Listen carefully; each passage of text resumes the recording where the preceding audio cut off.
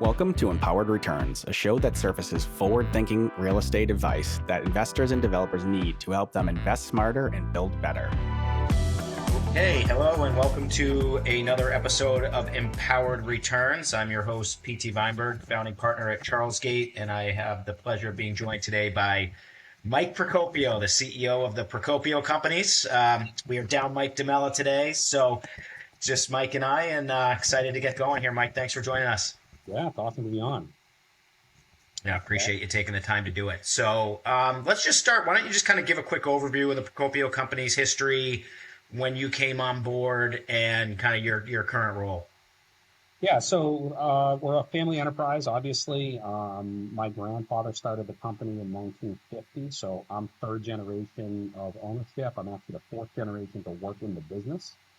My great-grandfather worked in the business. He was born in the 1890s. And he worked on our job sites like well into the 1980s. Wow. And he was well in his 80s, up on staging, installing sites. It was a little crazy. But so I came into the business in 2002 on the real estate sales side. So it's hard to believe I've been doing this for 20 years, but that's the case, I guess, 21 years.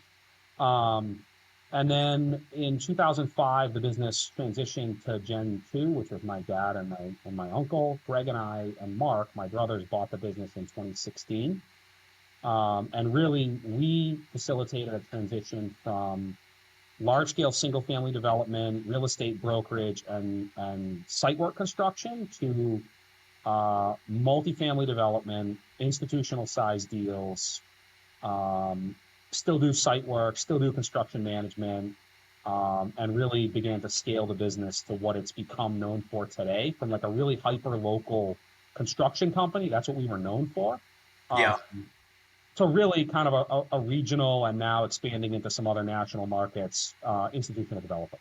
Yeah, so I think that's a really good segue, right? Because I've heard you talk about like transforming this from kind of a lifestyle family business to a full-blown enterprise business. Can you talk about that progression, kind of when you committed to pivoting to a full-blown enterprise, and kind of what your long-term strategy is for the business? Yeah, for sure. So I mean, I think what we saw when my brothers and I really kind of took over the business and started kind of making shifts, it wasn't just about how do we scale the business and and make more money and have all those things.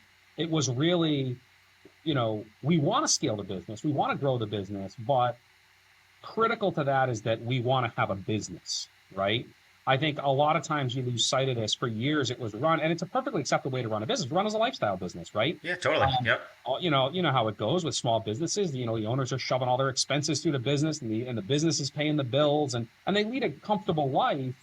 But there's not really enterprise value there. It's not a sellable business. It's not a real asset, because nobody really knows what it's worth or what it's doing, because it's, it's paying for the owner's wife's gas, and it's paying for the boat. This is how it works for these small companies. That's how our company was for frankly 65 years, right? It was a lifestyle business. It was designed to support my grandfather and his family. It's designed to support my dad and my uncle, and we had a great life. Our view was, if we want to scale this, we actually have to create a business that has enterprise value. We need to focus on fundamentals. We need to focus on leaving money in the business. We need to focus on separating business from personal. We need to professionalize the roles. We need to professionalize compensation. We need to, all of those things go into creating a really valuable enterprise that has real value to an objective third party. And that's what we decided to do. And as we made those shifts, what we actually saw was the results, not just from a value perspective, but that results in a better culture in the organization, right? If you professionalize your roles in the organization and your compensation systems, that's better than saying, I'm an owner, so I get paid X. All right, that's how lifestyle businesses work. Well, there's three parts, we're all going to get paid the same. Well, in our business, we don't all get paid the same, right? We get paid for the role that we perform. And we get compensated as an owner through the profits or losses of the company, right? So, I mean, it's about that kind of a transition. I think it can be really challenging at times for smaller companies to have that mindset, because it is a big shift, right? Like, and some of it still lingers. I'll tell a funny anecdotal story. Like, just this year, 2023, I got rid of all the personal cell phones that were on the company account, right? My own included, right? So, like, I haven't had a cell phone account basically ever in my life, right? Like my phone, it was all in the company. And now Yeah. now I literally, like, that was one of the things that we were intent on doing, was like getting all this personal stuff. Like, now everybody has, like, just remove it. The only things on the company are the iPads, right? So, like, even things like that, as small as that seems, that's serving to more professionalize the business, refine the books of the business. Now we know what's business and what's personal. That matters. Yeah. So beyond obviously the just shift from lifestyle to true enterprise, right? Like, you've been spearheading this and you're a very vocal proponent of strong leadership, and, you've sort of taken the reins in that role as CEO and, certainly kind of the face of the franchise, so to speak. And kind of what are your handful of foundational pillars that drive your leadership approach? Because again, as someone who I candidly admire the way you've stepped up and kind of made that, leadership and company culture a focal point of what you're trying to get out into the world. What's the backbone of that? Yeah. So, I mean, I think a couple things really drive how I view leadership. I jokingly say that I have Ted Lasso leadership, right? So, which actually is true, right? Kindness matters, compassion matters, everyone has value, right? Culture matters. And then you layer on top of that some humor, some positivity, a good outlook. And really what has come into focus for us as the main driver is really high, really clear expectations and really clear accountability. Yeah. When you marry those two things up, now you've got a team that has a good culture, they've got good performance, they understand the assignment, they understand what the expectations are. I got myself into a lot of trouble in my career trying to hold people accountable to expectations that were not clear. Right. Yeah. No, big time. Yep. That were unspoken, that were in my brain, that were imagined. They were trying to hold themselves accountable to expectations that they imagined that I didn't even have of them. So I think when you can bring clarity to that process, you're able to lead in a much more effective way. Yeah. And really, one of the things that I want for my team is I want to make everybody successful. I'm not looking for my team to back me up so that I can be successful. I actually have written across one of the whiteboards in my office, I will make them all millionaires, right? Like, that's literally like something that I look at every day. I will make them all millionaires, right? So I want my team to see the success that I see, not just back me up, right? Like, I think there's different outlooks the way we look at things. And to me, that's really important. As we've really tried, you guys have kind of been witness to this, and we've tried many different things, even in our relationship with you guys, right? We're really quick to try something. If it doesn't work, we jettison it. Yeah, right? you gotta be nimble. Focus has been on building a team, building professionals. We now have a pretty mixed team of kind of homegrown talent that really understands the depth of the Procopio way, and professionals that are accomplished in their career that we've brought in for the knowledge. Yeah. What framework are you using for, accountabilities and goal setting and? So up until now, we've been kind of using our own framework. A lot of it's come out of the Entree Leadership Program, but we're in the process right now of transitioning. Well, not transitioning. We are now running on EOS. So I don't know if you're familiar with Entrepreneurial Operating System. This is Gino Wickman's system. It's out of the book Traction. If people have read that, or Rocket Fuel, he's got a bunch of books out. It's literally an operating system and a language for the business. Yeah. We think it's highly effective. It's working so far for us. And that system for accountability uses a bunch of different tools that kind of allow the organization to speak the same language around it and be really, really clear with what the expectations and the goals are for any given period. Yeah. Okay. All right. Yeah. So we've been using OKR framework. Yep. Yeah. And that's been, it's been good. It's been really good. And we're really, similar to what you're talking about, right? Just trying to ramp up alignment of expectations, accountabilities, real measurables, and, good goal setting. And it's amazing once you get everyone on board with whatever that framework you're using is, it takes a little while for sure. It right? does. Yeah. I mean, it was amazing to me, the level of disconnect, right? With people that I thought knew, like, I know this person and I have worked together for so long.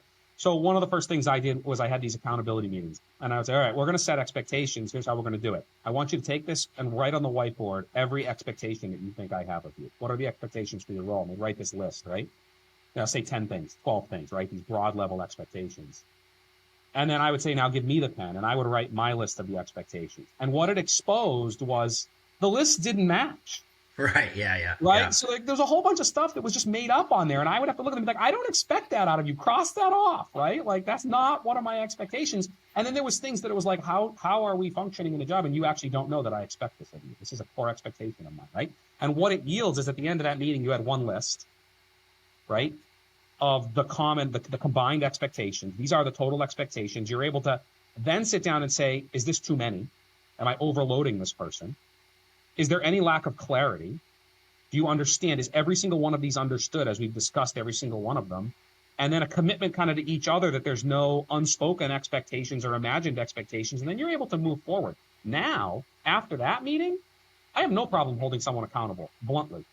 Right. You are failing in this expectation. We sat down and we set this expectation, and you're not performing. It's black and white at that point. And it allows much clearer, much more effective accountability because the expectations have been set. 99% of it's setting the expectation. The accountability is not the hard part. Accountability is only hard when the expectations haven't been set. Yeah. So what, as you guys have transitioned all this, what are you most proud of,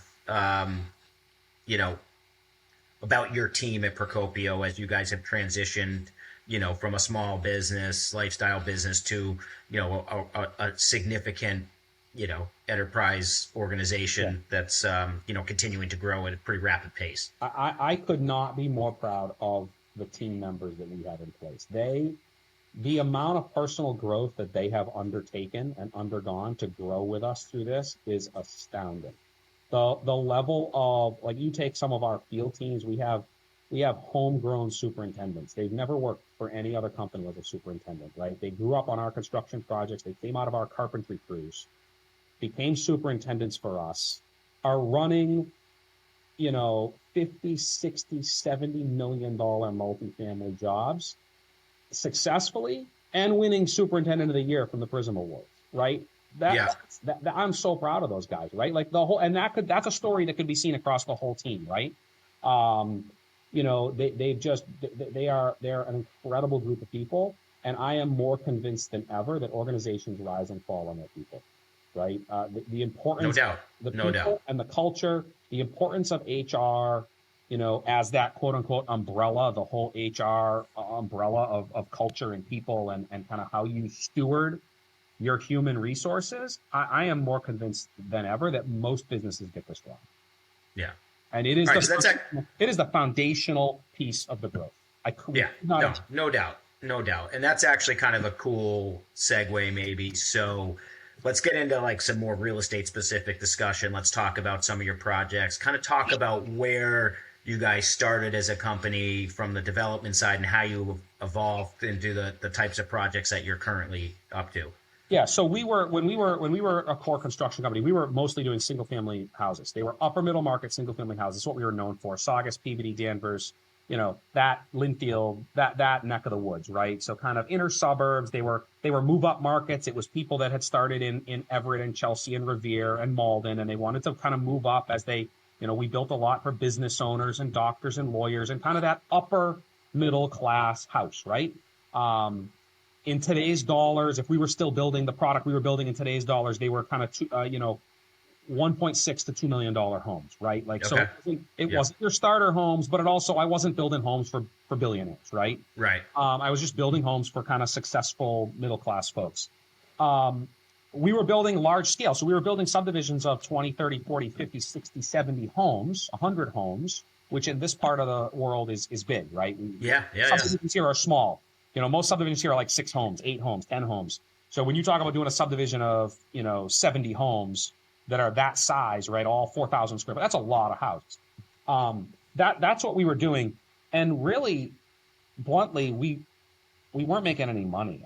Right? Like, we would spend all this emotional baggage. I thought all developers made millions every deal they did. No, it's bananas. And we were, I'll tell you, the last houses we were doing, the real epiphany for me transitioning to multifamily was this. We were building these houses. It was taking us a year to build the house. We had a custom client. So no matter how friendly we were with the client, at the end of a 12-month construction project, you don't like each other, right? Like, you're just frustrated, right? Even if everything goes well, you're frustrated. It's been 12 months of kind of decision points and things that happen, and it's just not good. And at the end of that project, selling a house for $1.5 million, we might have made $100,000. That's the right. Right? Maybe $50,000. We lost money on plenty of them, right? So like, right. I looked at that and I said, in 12 months, I can take the same team, the same project manager, the same superintendent, the same 12 months, and I could build an apartment building. And I bet I could make a lot more than $100,000 on the apartment building. So I went out and I found a piece of land and I bought an entitled piece of dirt in Lynn, where Needham's Landing is today, and bought it from Dave Solimini, bought the land for $700,000, and built 42 units there in a year with the same team. Yep. And we built it for $4 million and we sold it for $7.9 million 3 months after we finished construction. And it was proof of concept. Instead of making $100,000 on a house, we made $3.5 million on a multifamily building. And I said, I'm never going back to single families. Yeah. I'm done. And our first one was 42 units. And our second one was 100 units. And our third one was 259 units. And then the story's written, right? And at that point, after those deals, we had access to institutional capital and institutional partners. We had access to kind of the cream of the crop and the best of the business in terms of trade partners and contractors and property management teams. And then that precipitated the focus. We had to then turn inward. And we said, okay, well, now the externalities are all solved. We're working with the best lenders. We're working with the best capital partners. We're working with the largest private equity groups in the world. Now it's an us problem if we want to continue to grow. And then we have to turn inward and start looking at people and systems. And, okay, well, now you can't build 250 units with the same superintendent to build a house. That's not going to work. That worked for the first building. That's not going to work moving forward, right? You need more experience. You need more knowledge. You need people that know safety. You need people that know risk management. You need people that know QA, QC. And we started to actually then build out the business. And I think that's where most of the market saw us start to become a quote unquote factor or a player in the regional market for sure. Yeah. And suddenly, because I think for a lot of people, it just seems like Procopio just like burst on the scene in 2018, 2019, 2020. It's like, where did these guys come from? Well, the reality is we were here for 75 years. We just weren't out there in the market to the extent that we are today. And now we've successfully created a name that means a lot to us, and that precipitated kind of that internal growth. So and now our project. So now we're in, just to close the loop on that. Now we're in the segments of, we'll still do boutique multifamily. So we'll do projects that are 30 to 100 units. That's definitely sub-institutional. Will you still build those yourselves or not? Yep, absolutely. Yep. We'll still build those ourselves. We'll do institutional projects that are 250 to 400 units. We have multiples of those going at any given point in time. Those we typically don't build ourselves. We're just not as efficient. So we're hiring the big GCs to do those, and we're creating value in other ways. Yep. We're now moving into the single family rental space, back to building single families, ironically, but they look a lot different and they're for rent. So really, we consider that horizontal multifamily. We don't really consider it a single family product. It's just apartments that have 4 walls and a roof. Right. Yeah. So moving back into that space. And we're expanding beyond New England, right? Right now we have operations in Massachusetts and New Hampshire and Maine and kind of all the New England stuff. And now we've been on the ground in North Carolina for over a year, underwriting sites, sending out LOIs, meeting with GCs, kind of building the infrastructure there to get projects off the ground. North Florida, Texas markets. We see growth in a lot of these areas. Obviously, it's challenging times right now from a macroeconomic perspective, but we very much view that, to be ready for the next boom or to be ready for the next upcycle. I remember driving down Revere Beach in 2009 with my dad. In 2009, nothing had been built on Revere Beach at all. Right.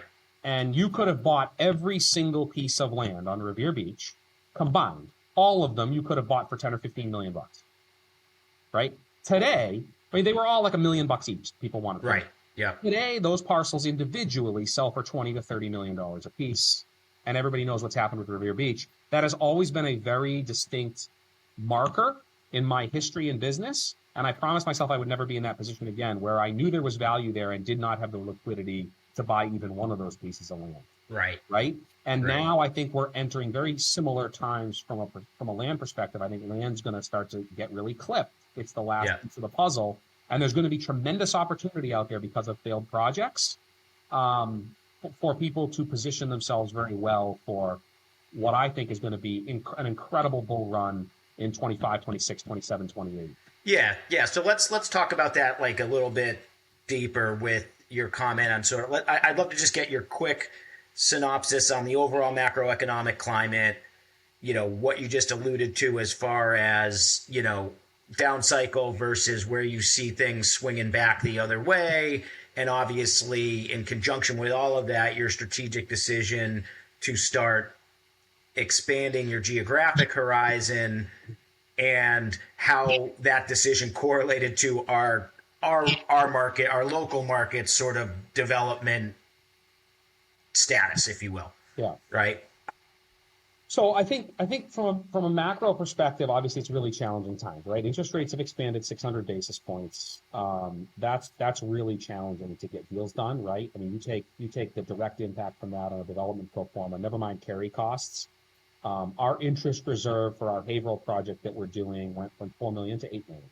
I mean, that's significant, right? Imagine if your construction costs went up double, right? Like that's a significant driver. Now, then the carry reserve, the operating reserve had to double because now the interest while the building's vacant is double, right? So there's that impact. In other markets, what we've seen is an expansion in cap rates as well. So now we've seen the values drive down, right? That has not happened to the same extent in Boston. Cap rates have expanded a little bit, right? So maybe 50 basis points, depending on where you are. We were selling some product for, in the high three cap range, and now that stuff's in the 4s. It's not 6s, right? And other parts of the country, it's 5s and 6s. Yeah. Boston's very resilient. Boston is significantly undersupplied. Boston has significantly, when I say Boston, I'm talking 495. Yep. Boston, significantly undersupplied, significant barriers to entry, significant zoning reform needed, and all of those things combine with the result that you can't build enough housing. You cannot build enough housing in Boston. There is inherent demand. I'll give a simple example. We did a project in Wilmington. You guys manage it. We pro forma'd these townhouses. We got these 2-bedroom townhouses over there. Crazy numbers. Crazy. They were pro forma'd. I remember the original number was like high 3s, right? No. The original was 2,800. Okay. And then construction costs went up, and we needed to fix the pro forma. So we said, we'll get 31, 32 for these. And the banks and the appraisers were busting our chops that we would never get 3,200 or 3,300 a month for these townhouses on Main Street in Wilmington, Massachusetts, and they're renting for 50. Yeah, I was over $5,000. Right, crazy. The level of undersupply and demand in these markets is astounding. That project in Wilmington, again, another example of barriers to entry. That project in Wilmington was the first new multifamily building larger than 2 units built in 10 years in that town. Right? So 2 units, that's insane, right? Like not even like a 10 unit here or there. Duplex, that's the first. So that leads to Boston having a really nice forward-looking story. We are very, very, very bullish on Boston. Yeah. Not Boston proper, the city. Boston proper, the city has its own pack of issues right now from a regulatory and landlord relations kind of perspective. That's very, very challenging and is going to be very challenged if stuff doesn't change. But outside of Boston zip codes, inside 495, incredibly bullish on almost all those communities.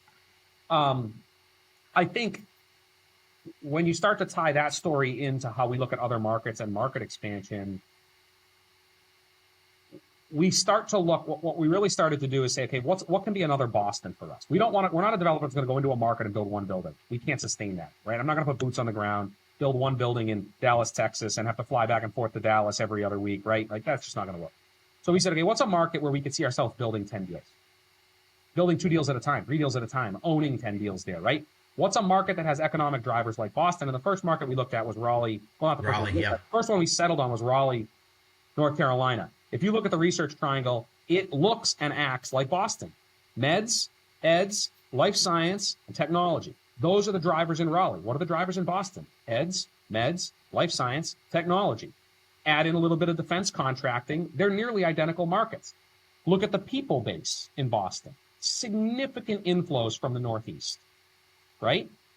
North Carolina, I like to say, is still pine trees, not palm trees, right? It acts, it's better climate, it's better winters, it's better living, it's better lifestyle, it's a better cost of living, and it still looks and feels a lot like the Northeast. So Raleigh kind of was the first one that we kind of said, hey, Raleigh's going to play, I think, over the next 10 years in the United States, an outside. It's going to punch well above its weight class in terms of its economic production. Yeah. That's clear. That's very clear to me. And then we started to look beyond that and say, okay, what are some other growth markets? We've always been big gateway city players in Massachusetts, right? We built 7, 8 buildings in Lynn. We're building buildings in, Beverly. We're building buildings in Haverhill. We've got projects we're looking at in Lowell, right? So we said, what are the national markets that fit that mold, right? Kind of growth expansion markets, right? Everybody wants to talk about Florida. Where do they go in Florida? They go to Orlando. They go to Tampa. They go to Miami. They go to Fort Lauderdale. They go to Palm Beach. They go to Naples. But what about Jacksonville? Jacksonville's the fastest growing city in Florida. Go to south of Jacksonville. Look at the stuff in St. Augustine, St. Johns County. We're really, really bought in on kind of that area of the state, the northeast corner, and what its growth potential looks like. Look at some markets in Alabama, Birmingham, Huntsville. Everybody liked to laugh about Trump's Space Force, but the reality is, what put Colorado on the map as a real estate market? The Air Force did. Right. And I think you're going to see significant inflows of money, defense contracting, major technology firms, space exploration firms flowing into Alabama because that's where Space Force has been headquartered. So I think there's a lot of these factors that there's some markets out there that people don't traditionally think of that are going to prove to be growth markets over the next decade in the United States. Yeah. Yeah. So what are kind of 2 or 3 of the most memorable projects you guys have done? Look, Caldwell will always that's a no-brainer. Always be one of the big memories, right? We bought a piece of dirt in downtown Lynn when nobody was doing anything in Lynn. I will. Everybody thinks that Lynn was like already on the map. Nobody was doing anything in Lynn. It was not. If they say that, they're liars. We bought a piece of dirt in downtown Lynn across from the train station for $3 million, and we built a 259-unit high-rise on it, and it was our first big joint venture. We JV'd with the Carlyle Group, the world's biggest private equity groups, and our lender was a big New York bank, and it was kind of like just being dropped into the deep end. We were basically, we had no floaties. No floaties. We had built Needham's Landing and Ironwood. And right. It'll hold a special place, right? That was a wildly successful project. We sold that to the Green Cities Company. That traded for a 3.4 cap in downtown Lynn. It absolutely proved to people that Lynn can be an institutional market, that you don't need some sexy zip code to develop in. Housing is needed, transit housing especially. So that's always going to be special. I would say the 2 other ones I love. You know them well. You guys manage them. The Sedna, it's hard not to like that project. Yeah, cool site. Opportunity Zone site on the Atlantic Ocean and the Danvers River in Beverly, Massachusetts. Beverly's such a great town. It's right on the waterfront. The 4-acre site, 2 buildings, not a huge project, but just game changer kind of project. Not far from that chicken place you sent me to. Flip the Bird. Yeah, Flip the Bird. Shout out to Flip the Bird. Great sandwich. Don't order the Kryberg unless you have a significantly high tolerance for like ghost peppers. Oh yeah, no chance. No chance. And then I love the Winthrop project. I love Somerset. It is the definition of boutique. It's 29 units and a commercial space that has almost no amenities, but it is really nice. It's really well executed. It's in the heart of French Square. To me, that is just legacy generational real estate. And it's not a really big building, but that is a building. We're always opportunistic looking at what do we sell, what do we keep. I would be happy to own that building for 30 years. Like that building, that location, that building just is outstanding. I love those. Yeah. Those are my three babies. So, one thing we didn't talk about, in much depth, and I think it's been maybe referenced in passing here during this conversation, but when we were talking macroeconomics here, like the capital markets obviously have changed dramatically over the past, call it 12, 18 months. How are you structuring deals differently, both partnerships, capital stacks, given the volatility in the capital markets, comparatively speaking to what you were doing back in, pre-pandemic or, even post-pandemic before, the massive change in rates? So I would say 2 big factors. Number one, debt proceeds are down. So pre-pandemic, even during pandemic, not uncommon at all to get 80% leverage, 75% leverage. Certainly in Boston, right? I'm sure there are people that will watch this outside of Boston and be like, what are you smoking? But that was normal in Boston. Yeah, totally. We do development deals all day long with 80% leverage, even non-recourse at times. So those are down, right? I mean, you're really lucky today if you get 65% on a development deal, and really 50% even more common. So that proceeds are way down. On the equity side, I would say I actually think the worst is behind us. We went through a period of time trying to raise equity for deals, especially larger institutional deals, where there was no JV equity available. Yeah. It was all pref stuff. There was no traditional JV equity out there. That has started to come back. I think people are starting to get a little more comfortable. They're starting to understand what pricing should be and what valuations are going to be. They've been focused on asset management stuff and marking to market stuff they own. I think that's back a little bit, but it is more challenging. I'm going to give you one example. Our Haverhill project, that is an institutional deal. It's almost 300 units. It's a $136 million project. It's a $50 million equity check. That normally is a layup for a private equity group. You go to New York, you get 5 term sheets, you pick one, and you close the deal. That is traditionally how that would work. It pencils, it yields, it's a great project. We didn't get a single term sheet, right? Wow. We syndicated the equity on that, right, from individual investors. We're in the process of syndicating $50 million. So, that's a major shift. I'm not sure that process we started in November. I'm not sure today it would be quite as bad. I think we probably would get some term sheets today. I think the market's come back a little bit, but it's been very challenged for sure. I think for smaller developers, there's going to be a lot of opportunity to do some deals with some creative pref financing. Bigger guys don't like that. We want to kind of spread the risk out a little bit, but deals can get done. It's just challenging right now, and I think that one of the things this is going to cause, if you think about these big funds, they've raised. Blackstone just raised the largest real estate fund in the world, $30 billion. They have to put that money on the street. Right. So they might be on pause right now, but whenever they decide to get off of the bench and get back on the field, that money is going to come flooding in like the days of Noah. Like, it's just going to be a tsunami of money into the market. It has to be. They don't have another option, because to raise a fund and not deploy the money and not call your capital is a bigger failure than raising a fund and actually hitting lower returns. Right? So the last thing they want to do is have raised 10 billion, 20 billion, 30 billion and only be able to deploy 10 of it. Yep. Right? So that money will come online, and my view is a lot of that's going to come online next year.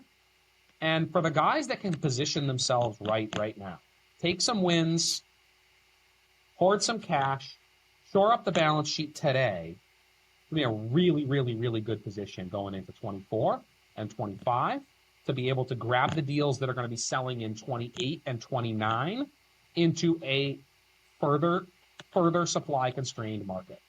Yeah. And I think we all think it's mind blowing that we talk right now about trading at, new assets trading at 500, 600 a door.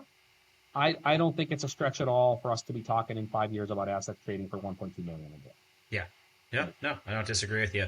All right, let's start winding it down here. What's one thing about your job or field of expertise that almost no one agrees with you about? I hate work from home. I know you do. I know you. If you work for me, you do not work from home. You work from the office. I'll give you 2 real reasons why, because I'm not just a contrarian. I actually don't think that everybody disagrees with me. I think most CEOs secretly agree with me. They just can't say it. They're afraid of the pitchforks. Right. Yeah. And feathered, and I am afraid of none of those things. So in our business, if you work from home, you do not benefit from the knowledge of your colleagues. You are not able to be effectively mentored, and you are not able to effectively learn the business. And you are unable to contribute to a positive culture, which is what builds the company. So those are the 2 reasons I don't like it. It's not because I don't want to give people flexibility. I pride myself on giving people flexibility. Right. I just don't think it works. Yeah, no, that's really well said. What's kind of like a crazy but true fact about you? I used to be a technical shipwreck diver pre-kids. No way. Yeah, so our typical dives were well below 300 feet, North Atlantic, actually all over the world. Come on. Cave diving, wreck diving. Yeah, I've got 12 dives on the Andrea Doria. Yeah. What's the coolest thing you ever found? My brother Greg too. Oh, we find all sorts of junk. My brother Greg's got a porthole from the Andrea Doria on his office wall. We pulled up all sorts of stuff. China, first class china dishes from some of these things. My brother Greg pulled wine bottles off of the HMS Prince of Wales, which sunk off of Singapore, out of the captain's wine closet, like all sorts of stuff. Wow, that's really cool. What's the best book you've read in the past few months? That's a great question. I'm rereading Traction because we're doing EOS. That's really good. It's kind of dry if that's not what people want. Rereading Good to Great. I would give a great book recommendation. If somebody wants a really simple, really easy read Our Iceberg is Melting. Okay. All right. Last one. Who's got a better shot to win the title, the Celtics or the Bruins? Celtics. Celtics, huh? That last game notwithstanding. Okay. All right. You going to any games? Are you going to be in playoff games or no? No, I don't know. Maybe I should. My youngest keeps bugging me to take him to a basketball game. All he does is walk around the house dribbling a basketball. He's 4, not even 4. There you go. He would be ecstatic if I could get him courtside at a game, but he might be a little crazy. Yeah, I took my 2 older ones to game 1 of the Bruins series. We had Bruins season tickets. We gave them up last year because it was a full-time job for someone in my office to give away the tickets. I said, this is ridiculous. They buy the tickets and we can't give them away. I mean, just call Charles Gate. We got a whole bunch of demand there. All right, man. Well, really appreciate you being with us again. Mike Procopio, CEO of the Procopio Companies, doing some amazing work nationally now. And just, again, really proud to be partnered with you on some of your stuff, and just big fan of everything you guys are up to. So thanks again for joining us. And that'll end this episode of Empowered Returns. Thanks for tuning in. Thank you for listening to another episode of Empowered Returns. If you're a forward-thinking real estate investor or developer looking for actionable advice that will help you generate market-beating returns, make sure to subscribe on Apple Podcasts, Spotify, or wherever you get your podcast fix. I'm Mike DeMello with Charles Gate, and I'd love to connect on LinkedIn and further the conversation for any specific questions you may have. Thank you for listening.